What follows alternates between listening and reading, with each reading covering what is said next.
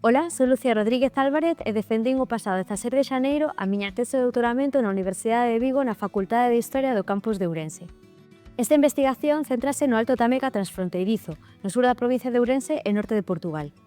A partir das evidencias materiais que se conservan no rexistro arqueolóxico, permitimos reconstruir como vivían as primeiras comunidades agrícolas e gandeiras que habitaron este territorio hai aproximadamente 5.000 anos.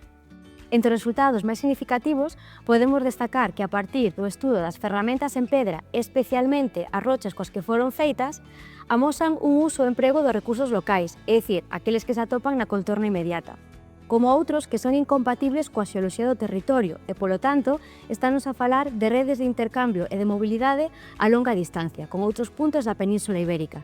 Temos logo así unha idea de que a prehistoria é moito máis dinámica e móvil do que nos tiñan contado.